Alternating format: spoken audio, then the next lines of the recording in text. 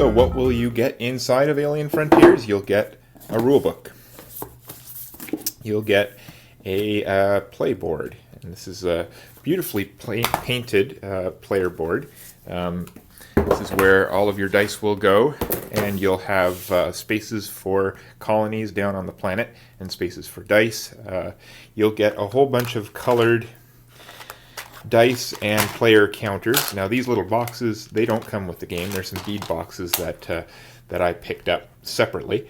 But you'll get colored dice, little wooden colony markers, and then every player also gets a little rocket ship counter that will go out on your scoreboard, where we'll mark our victory points. You'll get a whole bunch of alien technology cards. These are cards that will give you certain powers and allow you to do certain things. You'll get some resource markers. These are little fuel discs, and some gray ore cubes, as well as all of these little separate chits and markers. These round ones are fields, positron fields, and isolation fields. They're things that will allow you to do special actions on regions on the planet, as well as bonus chits, these square ones, which you'll get if you have more colonies than anybody else on a particular region, and then this one special dice, which we'll talk about when we talk about this, the bonus for this Burroughs Desert region. So let me get all this set up, and then we'll take a look at the rules. Alright, so as you can see, I've got my game board set up now. I'm going to be playing a two-player variant of this game, so this is the red and the yellow player, and I've got the red and the yellow players' spare dice over here to the side of the board, and I have the red and the yellow players' score markers on the scoreboard. I've also put out all of the ore cubes and the fuel discs next to the solar converter and the lunar mine. I've placed all the alien artifact cards, the technology cards, out here, and placed 3 of them face up next to the board. I've placed these various fields. These are this is a field, isolation field, that will allow you to block off that territory's bonus. Polarity field, which will give an extra victory point to whoever controls that region. So these are like fields that you'll be able to play as a result of some of these cards. Lastly, I've placed all the bonuses next to their respective regions. So if you gain majority by placing a colony down on a region, you'll gain that region's bonus. And one more thing, I guess. These you'll notice that there are dice already on the board. These are the dice for the players that aren't playing. They're supposed to be turned up to the one facing side, facing up. Doesn't really matter though. You just place them down so that they block anything with a 2 dot or a 3 dot in a 2-player game. In a 3-player game, you can uncover this one. It's just the 3 dot that gets covered. We've got all the appropriate spaces blocked off, all our pieces are out, and we're ready to kind of look at what each of these spaces means and how to play the game. Okay, so the board's all set up, and it's time to play. How do you play? Well, you have to know what each of these spaces means. So to start with, let's take a look down here at the lunar mine. The lunar mine is a place where you gather your ore resources. And the way that you do that is you place a dice down on an empty space, and you take 1 cube of ore for every dice that you've placed. The only trick here is that you need to, whenever you place a dice, you leave that dice there until the beginning of your next turn. So when it comes to be the red player's turn, and they want an ore, They can place it on any empty space here as long as their dice is equal to or greater than the value of the dice that's already there. So if I had a 3, I could place it there because it's larger than that 2, and the red player could take an ore. That's how the lunar mine works. The solar converter is the way that you get the other resource in the game. That's these little fuel disks. And it's also very simple. You just place a dice down on the solar converter, and you look at this chart and say, 4 is worth 2. So you take 2 fuel disks for yellow. And that's how you use the solar converter. If you want more dice, you need to build them at the shipyard. The way that you do that is by rolling doubles. See, this space has an equal sign. That means in order to place 2 dice down here, they need to be of equal value. So if you had 2 4s, you could place them there. And then if this is the 4th dice that you're picking up, remember you start with 3 dice. So if this is the 4th that you're picking up, you need to pay 1 fuel and 1 ore. And you'll get your 4th dice. So that dice doesn't immediately come into your hand. You first place it at the maintenance bay, and then you'll pick it up on your following turn. The orbital market. So if you've got a lot of fuel, but you have virtually no ore, which happens a lot because fuel is easier to get than ore, you can use this orbital market provided you've rolled doubles. So if I have a pair of 4s, I could place them here on the orbital market. And now I can freely convert as many fuel disks as I have into ore cubes. The only trick here is that I'm converting at the exchange rate of whatever is showing on my dice, so 4. So for every 4 fuel I have, and I pay back into the fuel bank, I'll get 1 ore from the ore stash here. So you really want these to be low dice. You want them to be 1s, and then for every 1 fuel you get 1 ore. Alien technology. Everybody likes alien technology. It's always got some good stuff in it. The way that you get alien technology here is you can look at all these cards that are face up on the play surface. You've got a polarity device here, a plasma cannon, gravity manipulator, and these will do a variety of things. For example, the polarity device will let you pay 1 fuel to flip one of your unplaced ships onto its opposite face. So if I had a 4, I could flip it over and turn it into a 3. That's what the polarity device will let you do. A lot of them too will have this alternate power. This one will let you discard the card to swap the locations of 2 colonies, that's what those little domes are, onto different territories.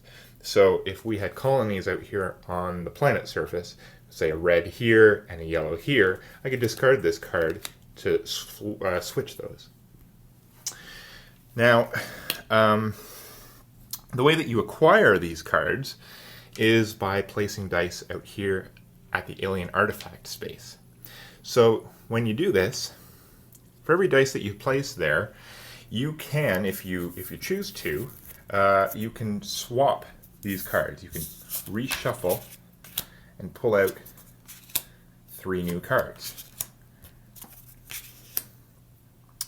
And if you still don't like what you see, you can do this again. You can place another dice here and say, oh, you know what, I still don't like any of those cards.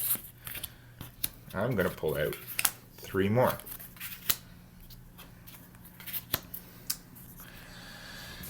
When you want to buy a card, you need to have at least 8 in this alien artifact space. 8 will allow you to purchase anything that's face up. So now you said, oh, the stasis beam, that's really what I wanted. So I place another dice here, this 4, so now I have a total of 8, and I can purchase this stasis beam, which goes into my play area, face up. And then a new card is flipped out. And that's how you use the alien artifact space. If you want to steal things from your fellow players, you do that here at the Raiders Outpost. And the way that you do that is by placing 3 sequential dice So you see how these say +1, +1. So you have 1, +1, 2, +1, 3, and now you can use the Raider's Outpost. Raider's Outpost will allow you to either steal a card from your fellow player, or you can steal 4 resources. You can steal any combination of ore and fuel. If you're the next player in line and you decide you want to steal something from another player, you can do that. You can kick out whoever is currently in the Raider's Outpost. But you need to play a higher sequence. So if I had 4, 5, 6, I could kick out 1, 2, 3. They get thrown into the maintenance bay to be picked up on yellow's next turn, and I move 4, 5, 6 into the Raider's Outpost, and now I can steal a card or resources from my opponent. Okay, so we've talked about all the other spaces, but we haven't really talked about any of the spaces that allow you to get colonists out onto this planet's surface. And that's really the most important thing, because that's what's going to get you points. The first way is this colonist hub, and it's pretty easy. You place a dice down on the colonist hub, and that'll allow you to place, if you don't already have one, a colonist onto this tracker. Then as you go, next turn, you might want to place another dice, and you move your guy up. Or you may want to place a couple, or 3. And you move your guy up, depending on how many dice you've played down there, until eventually your guy ends up over here, and you can now opt to launch him down onto the planet's surface, and that costs you 1 fuel and 1 ore. And then you can take your guy and he can move out anywhere onto the planet's surface, and you get the bonuses and whatnot for placing him. Another way in which you can quickly get colonists down onto the planet is if you happen to roll 3 of the same thing. So if you have triplets here, 3 3s or 3 4s or 3 1s, you can place them down on the colony constructor, and then for the cost of 3 ore, I can take a colonist and place them anywhere down onto the planet's surface. And again, if I have the most number of colonists in that region, I take that region's bonus.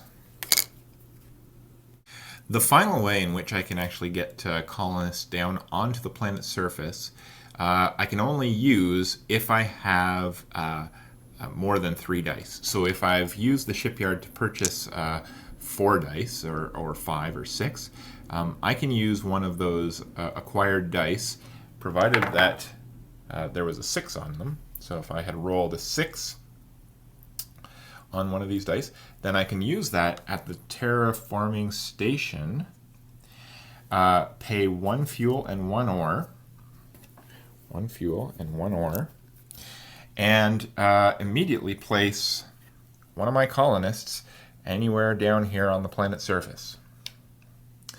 The only trick here is that once I've done that, this then goes back. It's burned, it's destroyed, and goes back into the pile. So you can never do this if you only have 3 dice that you're playing with, but if you have 4 or 5 or 6, you can use those extra dice to perform terraforming on the planet and quickly get one of your colonists down on the surface. Now, every time you place a colonist on the surface of the planet, you get 1 victory point. If you are the majority in that region, for example, you placed a colonist in an empty region, then you actually get a 2nd victory point for having done that. So placing a colonist into an empty region will get you 2 victory points, and it also gets you that region's special ability. If you are placing a colonist onto a region that has an opposing colony, then you gain 1 victory point for having placed a colonist, and yellow player loses 1 victory point for having lost the majority in that region. And on it goes. Players will place their colonists raise their victory points. And it will continue this way until one player has used all of their colonies, or one player has gone all the way up the tracking card to 14 points. First to 14 wins, or the person who is highest on that tracking card when they run out of colonies is the winner of the game. So that's Alien Frontiers. I love this game. I think it's brilliantly designed. There's at sort of the heart of the game, the dice rolling mechanic is very simple to learn. What takes a little bit more time is sort of picking up all the nuances of the various spaces on the board and what they do. But once you have those, the grandeur of the game is revealed a little bit more, and you start to see that even though there's this element of luck with the dice rolling, just that element sort of just adds the tension to the game. Once you kind of get more familiar with all the spaces on the board and the various cards, the alien technology cards, and the bonuses that you get for putting colonies down on regions, you start to see that you're always left with a productive option in the game. I like to feel in a game like I'm working towards building something or working towards some end that's going to help win me the game. I don't like to feel like I'm just going through the motions, and I never feel that way with Alien Frontier. It's a very mechanical game, but it always gives me good options, and I like that. It's a tight game. The rule book does a really good job of sort of explaining the rules. The board shows pretty much all the information that you need to see on it, I can't say enough good things about it. Jenny and I have played it a few times. She always beats me, so apparently I'm not very good, but I still enjoy it, and I highly recommend it. So if you haven't already, run out and grab Alien Frontiers and enjoy.